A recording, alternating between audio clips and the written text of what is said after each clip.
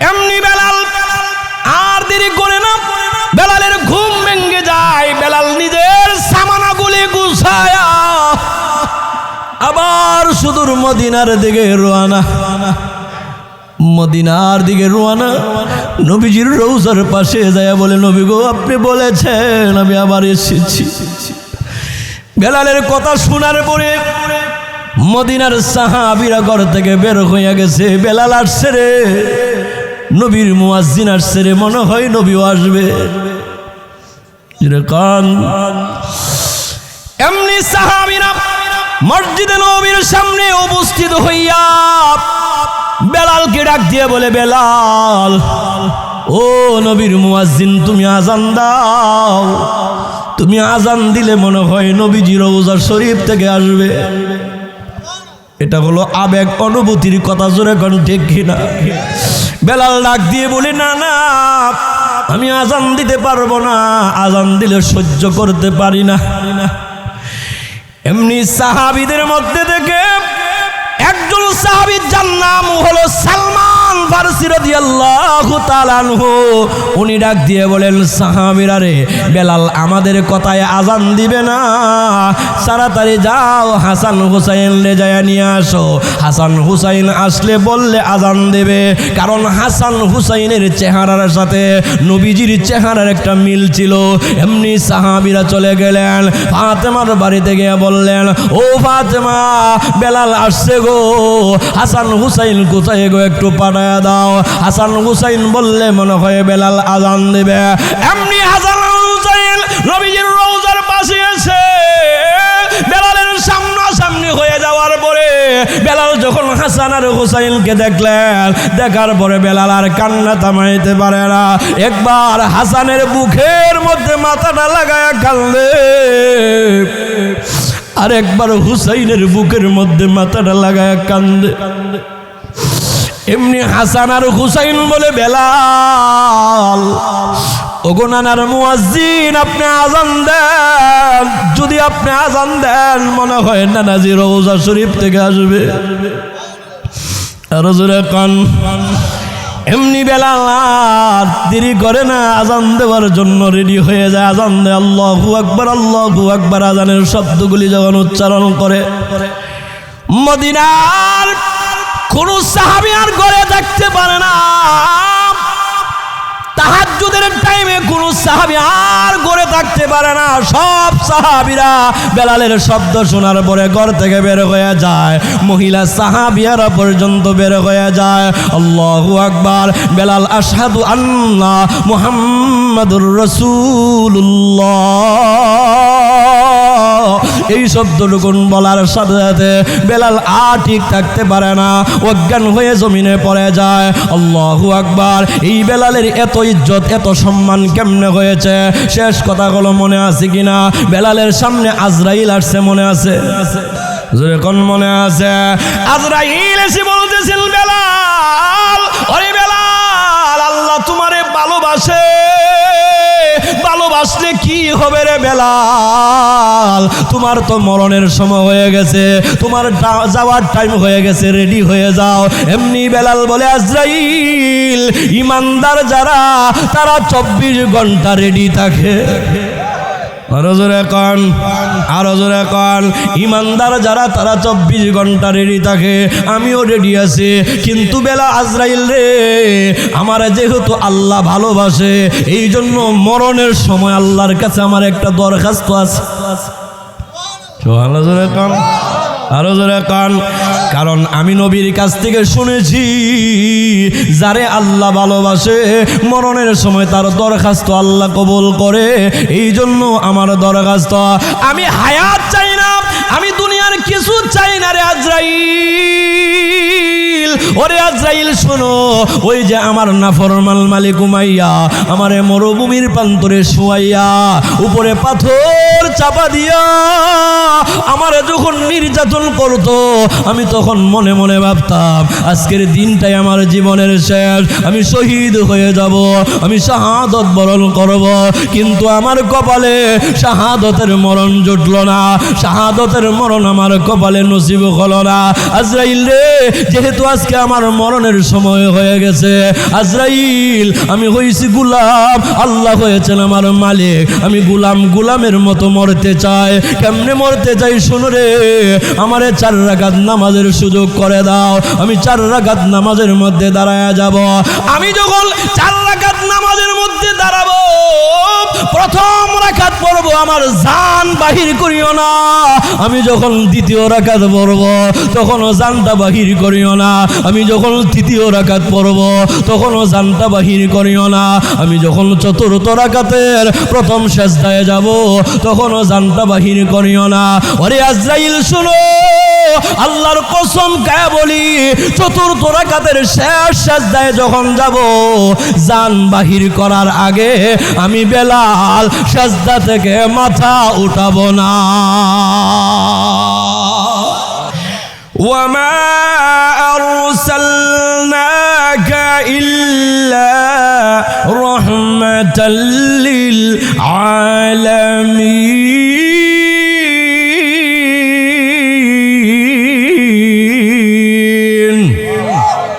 নবীজি রহমাতুল্লিল আলামিন শুধুমাত্র মানুষের জন্য নয়, সকল প্রাণীর জন্য রহমত ছিলেন। জোরে বলেন, আরো জোরে। শুধুমাত্র ইমানদারের জন্য নবী রহমত ছিলেন না, কাফেরের জন্য রহমত। আরো জোরে কান, আরো জোরে। এই পৃথিবীর সমস্ত কাফেরেরা যারা নবীকে মানে না, আল্লাহকে মানে না, তাদের খাবারের ব্যবস্থা আল্লাহ করে। কথা কন, কেন করে? এই জন্যই করে আমার নবীর উসিলায়। জোরে বলেন, আমার নবীর উসিলায় খায়া থাকে। আল্লাহু আকবার। এখন নবীজি দৌড়িয়ে বাড়িতে যায়া আম্মাজান আয়েশা সিদ্দিকা রাদিয়াল্লাহু তাআলা আনহাকে ডাক দিছে। জোরে কন না সুবহান। আম্মাজান আয়েশাকে যখন ডাক দিলেন, আয়েশা, এমনি আম্মাজান আয়েশা জবাব দিলেন, লাব্বাইকা ইয়া রাসূলুল্লাহ। নবী বললেন, আয়েশা, আমাদের ঘরের ভিতরে কোনো খাবারের ব্যবস্থা আছে কিনা? আম্মাজান আয়েশা বলেন, না গো নবীজি, আমাদের ঘরে কোনো খাবার নাই। আল্লাহু আকবার। কিন্তু নবী গো, পাশের বাড়ি থেকে আপনার জন্য 1 পেয়ালা দুধ আর কয়েকটা কুরমা হাদিয়া দেওয়া হয়েছে। চিন্তা করেন, নবীর ঘরে খাবার নাই, আর এই নবীর উম্মত খাবার নষ্ট করে। কথা কন, আরো জোরে। আম্মাজান আয়েশা বললেন, 1 পেয়ালা দুধ আর কয়েকটা কুরমা হাদিয়া দেওয়া হয়েছে, এগুলি আছে। নবীজি বললেন, আয়েশা, এই কুরমাগুলি আর দুধের পেয়ালাটা আমার হাতের মধ্যে উঠায়া দাও। একটা গোলাম রাস্তায় পড়ে আছে, ওই গোলামটারে খাওয়াইতে হবে। আম্মাজান আয়েশা বললেন, নবী গো, আগে আপনি খান, কারণ আপনি তো 3 দিন যাবত কিছুই খান নাই। আল্লাহু আকবার। আগে আপনি খান, আপনি নিজেই তো 3 দিন যাবত কিছু খাইতেছেন না, আগে আপনি খেয়ে নেন, তারপরে গোলামের জন্য নিয়ে যান। আম্মাজান আয়েশা বলতেছেন, নবী আপনি আগে খান, তারপরে গোলামের জন্য নিয়ে যান। নবী বলতেছেন, না রে আয়েশা, আমি আগে গোলামরে খাওয়াবো, তারপরে আমি খাবার চিন্তা করবো। সুবহানাল্লাহ। নবীজি এবার নিজের হাতে বেলালে খাবার খাওয়াইয়া দিয়েছে। আল্লাহু আকবার। নিজের হাতে নবীজি বেলালকে ওই দুধ আর এই কুরমাগুলি খাওয়াইয়া দিয়েছেন। খাওয়ানোর পরে বেলালের শরীরের মধ্যে এনার্জি আসছে, শক্তি আসছে। আসার পরে আল্লাহর নবী বেলালকে বললেন, বেলাল, চলো এবার তোমার মালিকের বাড়িতে যাব। সুবহানাল্লাহ। বেলাল তো নবীরে চিনে নাই, নবীরে চিনে নাই। চলো তোমার মালিকের বাড়িতে যাব। বেলাল, আপনি আমার মালিকের বাড়িতে কেন যাবেন? কই যে তোমার অসমাপ্ত যে কাজটা, যার কারণে তোমার মালিক তোমারে মারছে, ঘর থেকে বের করে দিয়েছে, এই কাজটা আমি করে দিয়ে আসবো। আল্লাহু আকবার। জোরে বলবেন না? কেমন নবীর উম্মত আমরা! আল্লাহু আকবার বলেন। বেলাল তো চিনে নাই, রওনা করছে। উমাইয়ার বাড়িতে গেছে, যেখানে যেই ঘরে বেলাল থাকতো ওই ঘরের ভিতরে গিয়া নবীজি বেলালকে, নবীজির চাদর মোবারক ছিল গায়ে, এই চাদরটা নিজের হাত থেকে খুলে বেলালকে দিয়ে বলতেছে, ও বেলাল, তুমি আমার চাদরটা গায়ে দিয়ে শুয়ে পড়ো, তুমি ক্লান্ত, তুমি অসুস্থ, আমি তোমার কাজটা কমপ্লিট করে তোমাকে ডাক দিব, তুমি ঘুমায়া যাও। আল্লাহু আকবার। কেমন নবী আমাদের ছিল, আল্লাহু আকবার। এই নবীর উম্মত হতে পেরে আমরা খুশি না বেজার? বেলাল তো ঘুমায় গেছে, ক্লান্ত শরীর। নবীজি নিজের নুরানি বরকতি রহমতি হাত মুবারক দিয়া জাতা ঘোরাইতেছে। একটু চিন্তা করেন বাবা, নবীজি নিজের দুইটা হাত মুবারক দিয়া জাতা ঘোরাচ্ছে, আটা পিষতেছে, রাত প্রায় অর্ধেক, সুবেহে সাদিকের টাইম হয়ে গেছে।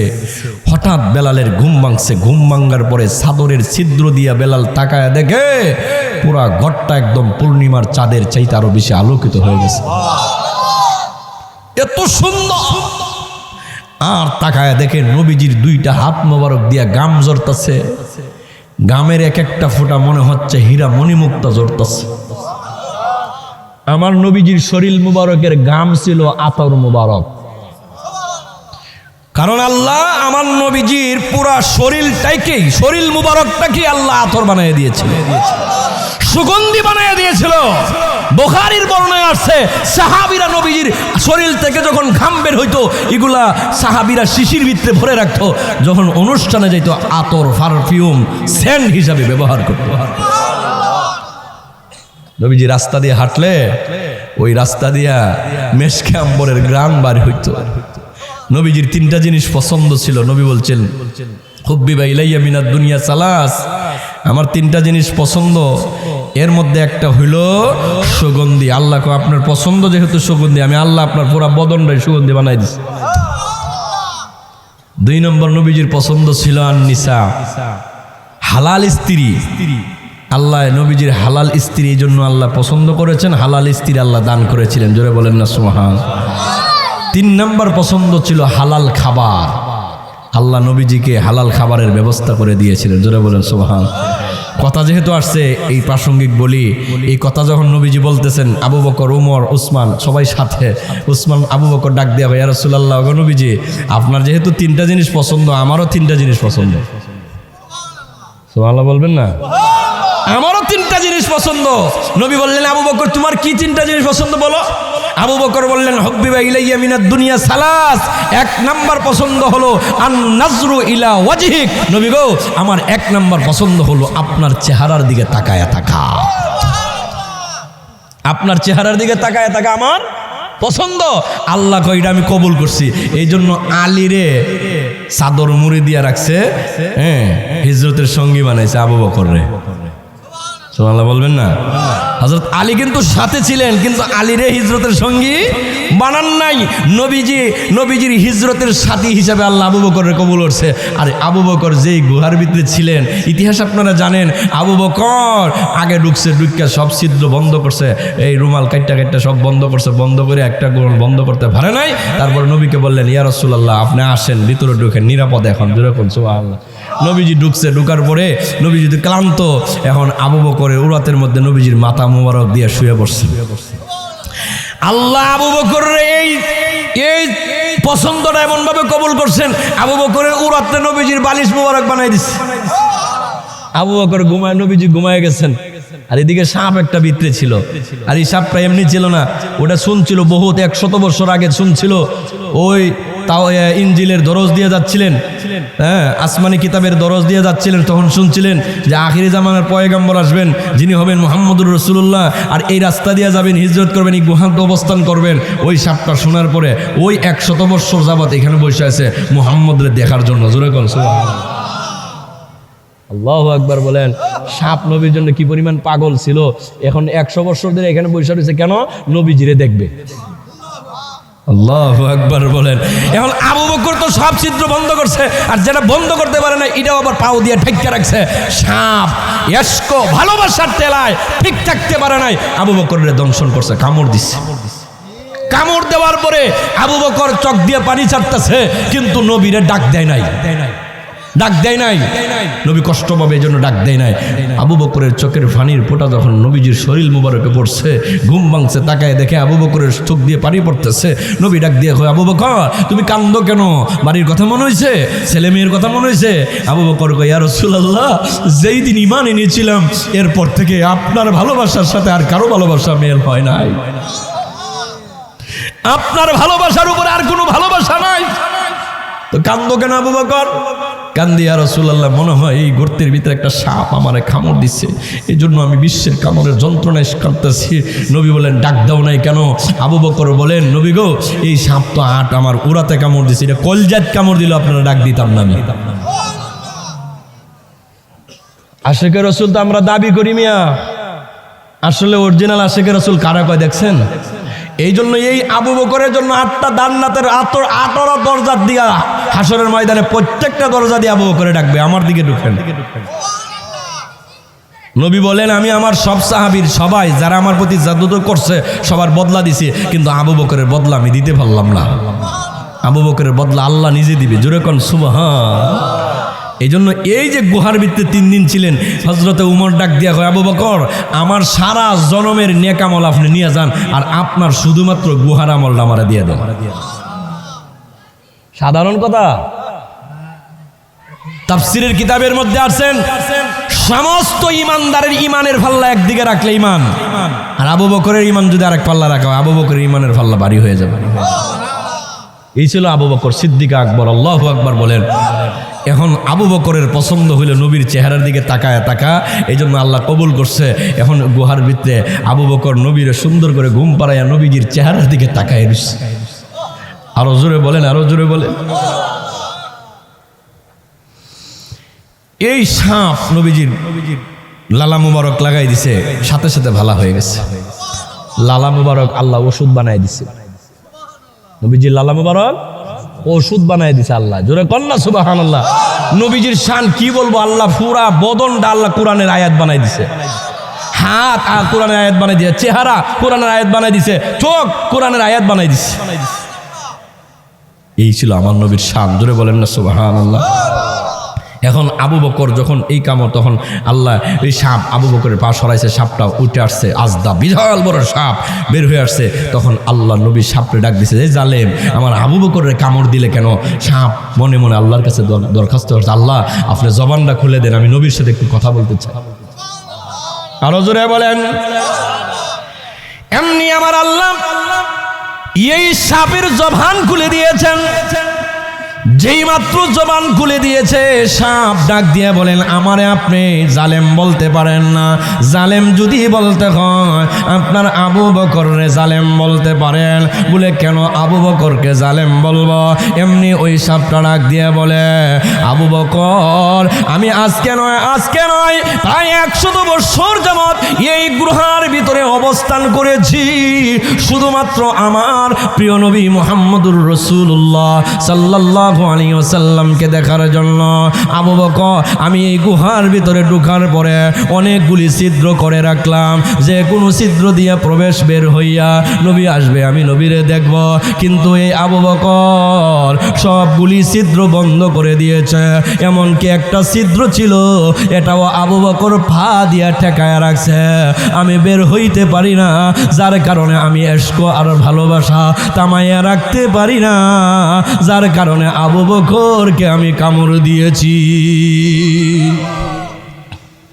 একটু চিন্তা করছেন ভালোবাসা কারে কয়? জোরে বলেন না সুবহানাল্লাহ।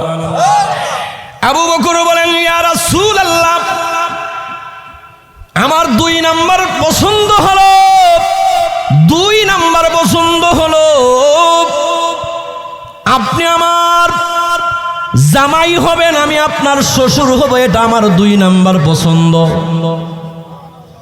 সুবহানাল্লাহ। আরো আস্তে কোন। আপনি আমার জামাই হবেন মানে আমার মেয়ের জামাই হবেন, আর আমি আপনার শ্বশুর হব, এটা আমার 2 নাম্বার পছন্দ। আল্লাহ কয়, আমি আবু বকরের 2 নাম্বার পছন্দটাও কবুল করে নিলাম, যার কারণে আমি আল্লাহ আম্মাজান আয়েশার বিবাহের উকালতি স্বয়ং আল্লাহ নিজে করেছে। আম্মাজান আয়েশার বিবাহের উকালতি কে করছে? নিজে আল্লাহ গটকালি করছে মিয়া, এমনি না। নাস্তিকরা আম্মাজান আয়েশারে নিয়ে তুহমত দেয়, নাস্তিকরা আম্মাজান আয়েশাকে নিয়ে কথা বলে, অথচ আম্মাজান আয়েশা সিদ্দিকা রাদিয়াল্লাহু তাআলা আনহার ব্যাপারে আল্লাহ কোরআনুল কারীমের সূরা নূরের ভিতরে 10টা আয়াত তার পবিত্রতার ব্যাপারে আল্লাহ নাজিল করেছে। এই আম্মাজান আয়েশার গটকালে আল্লাহ করছে একদিন, 2 দিন, 3 দিন পর্যন্ত স্বপ্নে দেখাইছে রেশমি রুমালের মধ্যে ছবি, জুড়ে কোন সুবহানাল্লাহ। এখন নবীজি এই ছবি আর আবু বকরের মেয়ে আয়েশার সাথে মিলে গেছে। বলেন না সুবহানাল্লাহ। বিবাহ পড়াই দিছেন আল্লাহ, গটকালে করে আবু বকরের মেয়ের সাথে নবীজির বিয়া। আল্লাহ এইটা পছন্দ কবুল করে নিয়েছেন। 3 নম্বর পছন্দ হলো, আবু বকর ডাক দিয়া কয়, ইয়া রাসূলুল্লাহ, আমার 3 নম্বর পছন্দ হলো নবী গো, আপনি বলবেন আর আমি আল্লাহর রাস্তায় দিব। এটা আমার পছন্দ। আল্লাহু আকবার বলেন না। আপনি বলবেন আর আমি আল্লাহর রাস্তায় দিব। এইটাও আল্লাহ কবুল করে নিয়েছেন। আবু বকর আল্লাহর রাস্তায় দান করতে করতে করতে করতে এক পর্যায়ে আবু বকর সালাত ঠাট পরিধান করেছে। সুবহানাল্লাহ। আরো আস্তে কর, আরো জোরে কর। হঠাৎ করে একদিন জিবরাইল আলাইহিস সালাতু ওয়াস সালাম নবীজির সামনে সালাত ঠাট পরে আসছে। নবীজির সামনে যখন জিবরাইল সালাত টাট পরে আসছে, জিবরাইলে দেখে নবীজি আশ্চর্য হয়ে গেছে, কিরে জিবরাইল এই অবস্থা কেন? নবীজি তখন জিবরাইল ডাক দিয়ে কয়, ইয়া রাসূলুল্লাহ, আমারে দেখছেন সালাত টাট? শুধু আমি না, আসমানের সমস্ত ফেরেশতারা সালাত টাট পড়ছে। সুবহানাল্লাহ। আরো আস্তে কর। শুধু আমি নই, আসমানের সমস্ত ফেরেশতারা সালাত ঠাট পরিধান করেছেন। জিবরাইল ডাক দিয়ে বলেন, ইয়া রাসূলুল্লাহ, ইয়া হাবিবাল্লাহ, গো আল্লাহর পয়গম্বর, শুধুমাত্র আমি নয়, আসমানের সমস্ত ফেরেশতারা সালাত ঠাট পরিধান করেছে। কেন করেছেন তার কারণটাও আপনি জেনে রাখেন। আপনার সাহাবী আবু বকর কোথায়? আবু বকরের একটু ডাক দেন না। এমনি নবীজি আবু বকরকে ডাক দিলেন। ডাক দেওয়ার পরে আবু বকর নবীজির সামনে এসে দাঁড়ায় যায়। নবী তাকায়া দেখে আবু বকরের শরীরের মধ্যে যেই পোশাক আর জিবরাইলের শরীরেও সেই পোশাক। আরো আস্তে কন, আরো আস্তে কন। আবু বকরের শরীরে যেই পোশাক, জিবরাইলের শরীরেও সেই পোশাক। আল্লাহু আকবার। এমনি জিবরাইল বলে, নবী গো, আল্লাহ পছন্দ করেছেন আবু বকরের এই পোশাকটা। আল্লাহ পছন্দ করিয়া আজকে আল্লাহ আসমানের সমস্ত ফেরেশতাদেরকে এই সালাত টাট পড়ার কথা বলেছে। আবু বকর ছিল ধনাঢ্য বড় ব্যবসায়ী, কিন্তু আল্লাহর রাস্তায় দিতে দিতে দিতে দিতে এক পর্যায়ে ফকির হয়ে গিয়েছিল। তার বন্ধুরা, তার যে সাথীরা ছিল, এরা আবু বকরের নিয়ে টিটকারি করতো, মস্কারি করতো যে, আবু বকর তুমি মুহাম্মদের ফাল্লাই পড়ে সব দিতেছো, সব শেষ করে ফেলেছ। আবু বকর কর, না, আমি সব শেষ করি নাই, বরং আমি সব পাইছি। আরো জোরে বলেন। এই জন্য আবু বকর এই কথাটা এই জন্য আসলে আমার প্রাণের ভাইয়েরা মনে আছে কিনা, আবু নবীজির বেলাল রাদিয়াল্লাহু তাআলা আনহু ঘুমায় গেছে, ঘুম থেকে জাগ্রত হয়ে দেখে পুরা ঘরটা একদম পূর্ণিমার চাঁদের চাইতে আরো বেশি আলোকিত। আরো জোরে কান। এমনি বেলাল আর দেরি করে না, বেলাল ঘুম থেকে লাফ মাইরা দাঁড়ায় যায়। দাঁড়াইয়া বেলাল চাদরটা সরায়া নবীজির 2টা হাত মুবারকের মধ্যে এভাবে যায় ধরে। দইরা বলেন, কে আপনি? আপনার পরিচয় টুকুন ওপেন করেন, পরিচয় না দিলে আর কাজ করতে দিব না। আরো জোরে কান। আপনি সাধারণ কোনো মানুষ হইতে পারেন না। কে আপনি? আপনার পরিচয় যদি না দেন আমি আপনার পিছন ছাড়ব না। যেই মাত্র এই কথা বললেন, বলার সাথে সাথে নবীজি চোখের পানি ছেড়ে দিয়ে কান্না শুরু করে দিয়েছে। নবী বলতেছেন, বেলাল রে, তুমি কি আমারে চিনতে পারো নাই? না, আমি আপনারে চিনতে পারি নাই। এমনি নবী চোখের পানি ছেড়ে দিয়ে কাঁদলে আর ডাক দিয়ে বলে, বেলাল, আনা মুহাম্মদ ইবনে আব্দুল্লাহ, আমি মুহাম্মদ ইবনে আব্দুল্লাহ। যেই মাত্র বললেন মুহাম্মদ ইবনে আব্দুল্লাহ, বলার সাথে সাথে বেলাল আর দেরি দেরি করে না নবীজির কদম মুবারকের মধ্যে পড়ে যায়।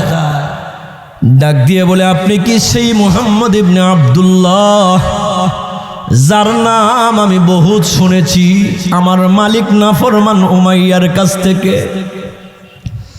কিন্তু সে তো আপনার ব্যাপারে ভালো বলে নাই, সে আপনার বদনাম করেছে। বলেছে মুহাম্মদ যার কারণে মা সন্তানের মধ্যে ঝগড়া লাগায়া দেয়, যিনি বাবা সন্তানের মধ্যে ঝগড়া লাগায়া দেয়, যিনি জাদুকির, যিনি নাকি গণক, এই কথা বলেছেন। কিন্তু আজকে যা দেখলাম সব তো বিপরীত, সব বিপরীত হয়ে গেল। নবী ডাক দিয়ে বললেন, বেলাল, আমি মা ছেলের মধ্যে ঝগড়া লাগানোর জন্য আসি নাই, আমি বাবা সন্তানের মধ্যে ঝগড়া লাগানোর জন্য আসি নাই, আমি দুনিয়ার মানুষকে জাহান্নাম থেকে বাঁচায়া জান্নাতি বানানোর জন্য এসেছি। চিল্লে বলেন সুবহানাল্লাহ। এমনি বেলাল বলেন, নবী আর দেরি করিয়েন না, এই মুহূর্তে আপনি আমাকে কালিমা পড়ায়া মুসলমান বানায়া দেন। বেলাল এবার কালিমা পড়ে মুসলমান হয়ে যায়। যেই মাত্র বেলাল কালিমা পড়ে মুসলমান হয়, এই সংবাদটা বেলালের মালিক উমাইয়ার কাছে পৌঁছে যায়।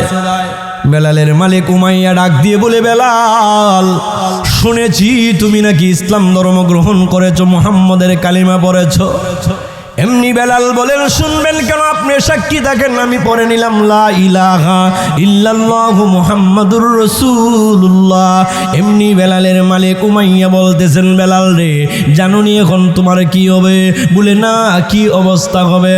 বলে, তোমাকে এখন নির্যাতন করা হবে। বলে, কিসের নির্যাতন? বলে, নির্যাতন যতই আপনি করেন না কেন, যদি প্রয়োজন হয়, আমার যদি জীবন দিতে হয়, যদি আমার জীবনটাও চলে যায়, তারপরেও আমি বেলাল মুহাম্মদের ধর্ম গ্রহণ করেছি, মুহাম্মদের কালিমা পড়েছি, একটা মুহূর্তের জন্য মুহাম্মদের কালিমা আমি ছেড়ে দিব না। এবার এই বেলালের নির্যাতন শুরু করে দিয়েছে।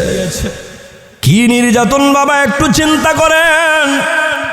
কেন এই বেলালের এত ইজ্জত, এত সম্মান? বেলালকে মরুভূমির প্রান্তরে উত্তপ্ত গরম বালি, যারা সৌদি আরবে গেছেন এখনো অবস্থা খুব খারাপ, কথা কন। এই উত্তপ্ত বালি, মরুভূমির প্রান্তরে বেলালের উত্তপ্ত বালির ওই সূর্যের দিকে চেহারাটা ঘুরাইয়া বেলালের বুকের ওপরে বিশাল বড় একটা পাথর ছাপা দিয়া, পায়ের মধ্যে রশি দিয়ে বেঁধেছে, হাতের মধ্যে রশি দিয়ে বেঁধেছে, লড়তে না পারে। উত্তপ্ত বালির মধ্যে বেলালকে শুয়ে রাখছে, শরীরের চামড়াগুলি পশকা পড়ে গেছে, কষে কষে পড়ে যাচ্ছে একদম বালির মধ্যে। কিন্তু বেলালের জবান দিয়ে আর কিছু নয়, বেলাল বলে, আহাত আহাত আহাত আহাত। এই বেলাল নিয়ে এবার দ্রুতগামী ঘোড়া অথবা উটের পিছনে রশি দিয়া বেঁধে যখন শেষরাইয়া টানা হয়, শরীরের চামড়াগুলি কষে কষে পড়ে যায়। কিন্তু একটা মুহূর্তের জন্য বেলাল ঈমান ছাড়ে নাই, একটা মুহূর্তের জন্য বেলাল ঈমান ছাড়ে নাই, শুধু বলে আহাদ আহাদ আহাদ। আল্লাহ এক, আল্লাহ এক, আল্লাহ ছাড়া আর কোনো মাবুদ নাই। জোরে কন্যা সুবহানাল্লাহ। এরপরে এই বেলালকে যখন এইভাবে নির্যাতন করা হয়, খলিফাতুল মুসলিমিন আবু বকরের দৃশ্য যখন আবু বকর যখন দেখতে পারে, আবু বকর ডাক দিয়ে বলে, বেলাল রে, ওরে বেলাল, তুমি এত জোরে জোরে আল্লাহু আহাদ কেন বলো? এত জোরে জোরে কেন বলো? আস্তে আস্তে বললেই তো চলে, আল্লাহ তো তোমার শব্দ শুনবে। তুমি যদি আস্তে বলো, এটাও তো আল্লাহ শুনবে। তুমি এত জোরে জোরে কেন বলো? আবু বকর যখন এই কথা বললেন, বেলাল বলে, ঠিক আছে, আপনি চলে যান, আমি আস্তে আস্তে বলবো। আবারও যখন নির্যাতন করা হয়, আবার বেলাল জোরে জোরে আহাদ আহাদ শব্দ উচ্চারণ করে। আবু বকর বলেন, বেলাল, তুমি না বললা আস্তে আস্তে বলবা, আর এরপরেও কেন এত জোরে জোরে হাত বলো? বেলাল ডাক দিয়ে বলে, আবু বকর আপনি জানেন না গো, আমারে যখন তারা নির্যাতন করে আর আমি যখন জোরে জোরে আহাদ শব্দ উচ্চারণ করে, আল্লাহর কসম রে আবু বকর, জোরে জোরে আহাদ শব্দ বলার কারণে আমি বেলাল এদের নির্যাতনের যন্ত্রণা ভুলে যা। আল্লাহু আকবার, আল্লাহু আকবার। এইভাবে বেলালকে নির্যাতন করা হচ্ছে। এরপরে আবু বকর সিদ্দিক রাদিয়াল্লাহু তাআলা আনহু বেলালকে আজাদ করে নিয়ে আসলেন। বিস্তারিত আলোচনার অবকাশ নাই আমার প্রাণের ভাইয়েরা। আবু বকর বেলালকে কয়েক দিরহাম দিয়ে আজাদ করে নবীজির কাছে নিয়ে গেলেন। নিয়ে বলতেছেন, ইয়া রাসূলুল্লাহ, এই যে নেন, আপনার বেলালকে আজাদ করে দিয়ে দিলাম। জোরে এখন সুবহান। আমি মসজিদে নববীর মুয়াজ্জিন বানায়া দিলাম। দাম বাড়ছে না কমছে? জোরে বলেন, বাড়ছে না কমছে? আরো জোরে বলেন। এই বেলালের এত ইজ্জত, এত সম্মান, বেলাল মসজিদে নবীর মুয়াজ্জিন। যখন বেলাল আজান দেওয়া শুরু করেছেন, অবজেকশন আসছে, বেলালের আজান ভালো লাগে না, আজান মজা লাগে না, বেলালকে পরিবর্তন করতে হবে, নতুন মুয়াজ্জিন নিয়োগ করতে হবে। আল্লাহর নবী বেলালকে ডাক দিলেন, ডাক দিয়ে বলতেছেন, বেলাল তুমি আর আজান দিও না, নতুন মুয়াজ্জিনের ব্যবস্থা করা হয়েছে। সুললিত কণ্ঠের অধিকারী মুয়াজ্জিন আজান দিয়েছে ফজরের আজান দিলে, মসজিদে নববীর মধ্যে যখন আজান হয়েছে, আজান দিলে অন্ধকার দূর হয়, আলো আসে, কিন্তু ওই দিন আর অন্ধকার দূর হয় না, আলো আর আসে। জোরে কান, আরো জোরে কান। এমনি জিবরাইল আলাইহিস সালাতু ওয়াস সালাম চলে আসেন। জিবরাইল এসে নবীকে সালাম দিয়ে বলতেছেন, ইয়া রাসূলুল্লাহ, ইয়া হাবিবাল্লাহ, নবী গো, আজকে মসজিদে নববীর মধ্যে এখনো ফজরের আজান কেন হয় না? জিবরাইল বললেন, নবীজি আজান কেন আজকে এখনো হয় না? আল্লাহর রাসূল বলেন, ওরে জিবরাইল, আজকে তো সুললিত কণ্ঠের অধিকারী নতুন একজন মুয়াজ্জিনের মাধ্যমে আজান হয়েছে, আজান তো হয়ে গিয়েছে। এমনি জিবরাইল বলেন, নবী গো, যতই সুললিত কণ্ঠের অধিকারী মুয়াজ্জিন আজান দেখ না কেন, যতই সুন্দর কণ্ঠে আজান হোক না কেন গো, যতক্ষণ পর্যন্ত আপনার কালো সাহাবী বেলাল আজান দিবে না, ততক্ষণ পর্যন্ত আজানের শব্দ মহান আল্লাহর আরশে আজিমে যাইয়া পৌঁছাবে না। বেলালের দাম বাড়ছে না কমছে? আর একটু সময়, বেশি না, আর সামান্য একটু সময়, আমার প্রাণের ভাইয়েরা, নবীর ইন্তেকাল হয়ে গেছে। সবাই, সব সাহাবীরা ব্যতীত, কারণ নবীজির বিরহ বেদনা কেউ সহ্য করতে পারে? নজরে কান, আরো জোরে কান। এইদিকে বেলাল নবীজির বিদায় হয়ে যাওয়ার পরে বেলাল আর আজান দিতে চায় না। আবু বকরকে ডাক দিয়ে বলেন, আবু বকর, আমারে বিদায় দাও, আমি আর মদিনায় থাকবো না, সিরিয়ার দামেস্কে চলে যাব। জোরে কান, আরো জোরে। আবু বকর বলেন, রে বেলাল, কেন রে বেলাল, কেন রে বেলাল মসজিদে গেল, মদিনায় থাকবি না?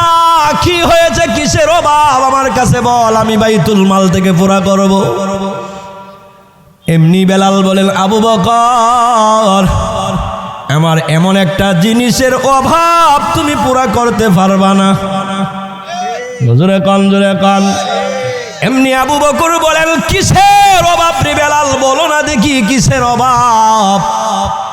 এমনি বেলাল বলেন, আবু বকর, আগে আমি যখন আজান দিতাম নবী আইসা নামাজ পড়াইত। জোরে কান, আরো জোরে। আগে আমি যখন আজান দিতাম নবীজি হুজরাত থেকে বের হয়ে আসতো, আমি যখন ইকামত দিতাম নবীজি নামাজের মধ্যে দাঁড়ায় যাইতো।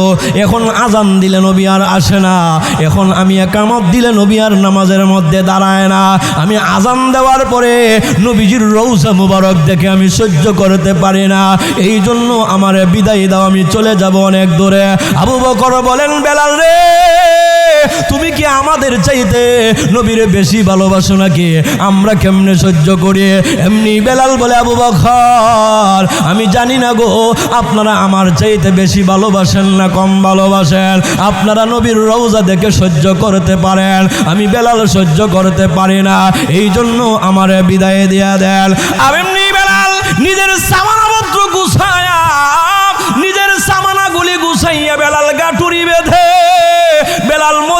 থেকে সুদূর সিরিয়ার দামেস্কে বহু দূরে চলে যায়। বহু দূরে চলে যাওয়ার পরে অনেক দিন হয়ে যায়, অনেক দিন হয়ে যায়। হঠাৎ করে বেলালকে নবীজির স্বপ্নে জিয়ারত। আরো জোরে কান, আরো জোরে কান। নবীজি স্বপ্নের মাধ্যমে বেলালকে ডাক দিয়েছেন, বেলাল, কিরে বেলাল, আমি কি অপরাধ করলাম রে বেলাল? আমার সাথে এমন অভিমান করে এত দূর চলে আসলে রে বেলাল? বুঝলাম না রে বেলাল, এত দূর আমাকে রেখে তুই চলে আসলে রে বেলাল। এটা কেমন ভালোবাসা ছিল রে বাবা, একটু চিন্তা করে দেখেন। ভালো তো সবাই বাসে, ভালোবাসার ধরন ভিন্ন হয়। জোরে কন ঠিক কিনা? আরো জোরে কন। এমনি বেলাল আর দেরি করে না, বেলালের ঘুম ভেঙে যায়। বেলাল নিজের সামানাগুলি গুছায়া আবার সুদূর মদিনার দিকে রওনা, মদিনার দিকে রওনা। নবীজির রওজার পাশে যায় বলে, নবী গো, আপনি বলেছেন আমি আবার এসেছি। বেলালের কথা শোনার পরে মদিনার সাহাবীরা ঘর থেকে বের হয়ে গেছে। বেলাল আসছে রে, নবীর মুয়াজ্জিন আসছে রে, মনে হয় নবীও আসবে। এমনি সাহাবীরা মসজিদে নবীর সামনে উপস্থিত হইয়া বেলালকে ডাক দিয়ে বলে, বেলাল, ও নবীর মুয়াজ্জিন, তুমি আজান দাও। তুমি আজান দিলে মনে হয় নবীজি রওজা শরীফ থেকে আসবে। এটা হলো আবেগ অনুভূতির কথা। জোরে কোন ঠিক কিনা? বেলাল ডাক দিয়ে বলে, না না, আমি আজান দিতে পারবো না, আজান দিলে সহ্য করতে পারি না। এমনি সাহাবীদের মধ্যে থেকে একজন সাহাবীর যার নাম হলো সালমান ফারসি রাদিয়াল্লাহু তাআলা আনহু, উনি ডাক দিয়ে বলেন, সাহাবীরা রে, বেলাল আমাদের কথায় আজান দিবে না, তাড়াতাড়ি যাও হাসান হুসাইন লে যায় নিয়ে আসো। হাসান হুসাইন আসলে বললে আজান দেবে, কারণ হাসান হুসাইনের চেহারার সাথে নবীজির চেহারার একটা মিল ছিল। এমনি সাহাবীরা চলে গেলেন, ফাতেমার বাড়িতে গিয়ে বললেন, ও ফাতেমা, বেলাল আসছে গো, হাসান হুসাইন কোথায় গো, একটু পাঠায়া দাও। হাসান হুসাইন বললে মনে হয় বেলাল আজান দেবে। এমনি হাসান হুসাইন নবীজির রওজার পাশে এসে বেলালের সামনাসামনি হয়ে যাওয়ার পরে বেলাল যখন হাসান আর হুসাইনকে দেখলেন, দেখার পরে বেলাল আর কান্না থামাইতে পারে না। একবার হাসানের বুকের মধ্যে মাথাটা লাগায় কান্দে, আর একবার হুসাইনের বুকের মধ্যে মাথাটা লাগায় কান্দে।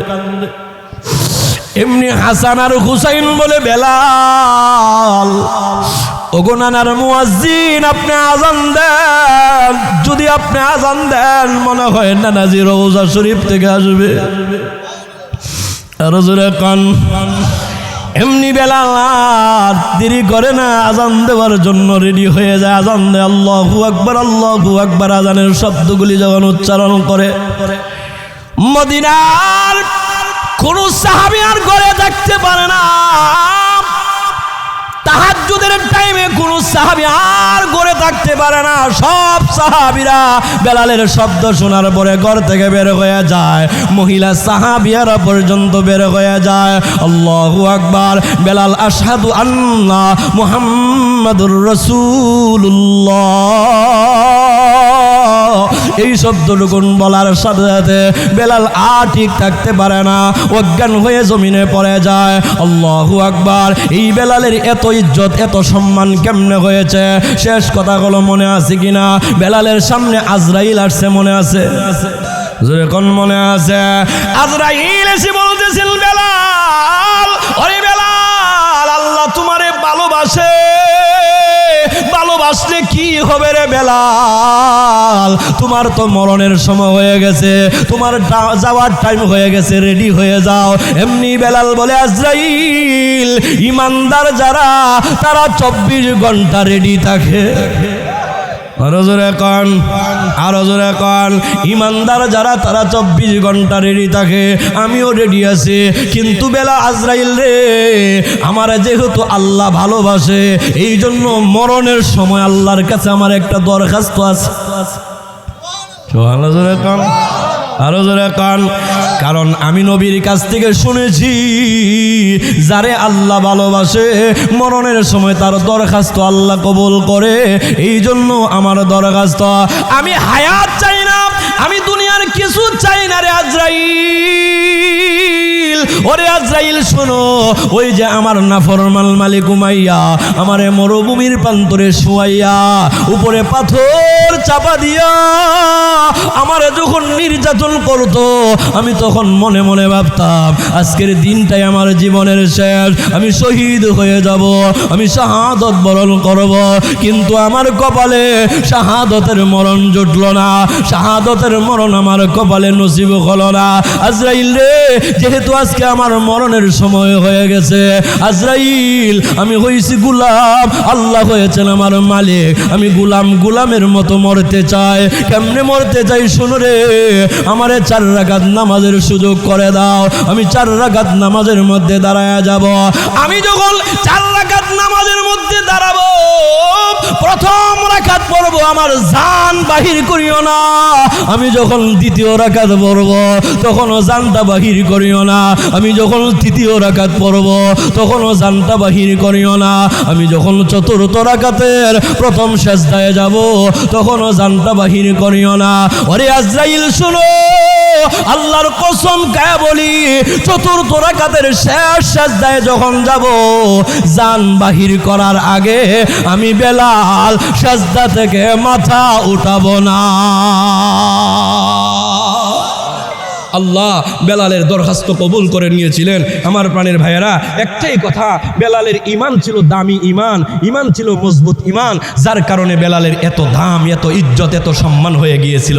জোরে বলেন ঠিক না বে ঠিক? এই জন্য আল্লাহ বলেন রাদিয়াল্লাহু আনহুম ওয়া রাদু আনহু, তাদের প্রতি আমি সন্তুষ্ট, তারাও আমার প্রতি সন্তুষ্ট। জোরে কন্যা সুবহানাল্লাহ। এরা কারা?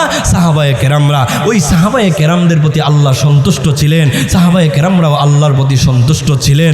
এই জন্য আল্লাহ বলেন, এদের প্রতি সন্তুষ্ট মানি আমি আল্লাহ এদেরকে জান্নাতি ঘোষণা দিলাম। জোরে কোন ঠিক না বে ঠিক? আল্লাহ অন্য জায়গায় বলেন আমিনু কামা আমানান নাস, ঈমান আনো তাদের মতো। তাদের মতো মানে কাদের মতো? সাহাবায়ে কেরামদের মতো। জোরে কোন আল্লাহু আকবার। কেন? সাহাবায়ে কেরামের ঈমান ছিল দামি ঈমান, মজবুত ঈমান, শক্তিশালী ঈমান, যেই ঈমান কোনো সময় নাড়াচাড়া করে না, লডরবট করে না, ইস্তেকামত ছিল, অটল ছিল, অবিচল ছিল। এই জন্য আল্লাহ বলেন আল্লাহ তাখাফু ওয়ালা তাহজানু ওয়া আবশিরু বিল জান্নাহ জান্নাতিল্লাতী কুনতুম তুআদুন। তাদের কোনো ভয় নাই, চিন্তা নাই, জান্নাতের সুসংবাদ গ্রহণ করো, যেই জান্নাতের ওয়াদা তোমাদের সাথে আল্লাহ করেছে। জোরে কোন সুবহানাল্লাহ।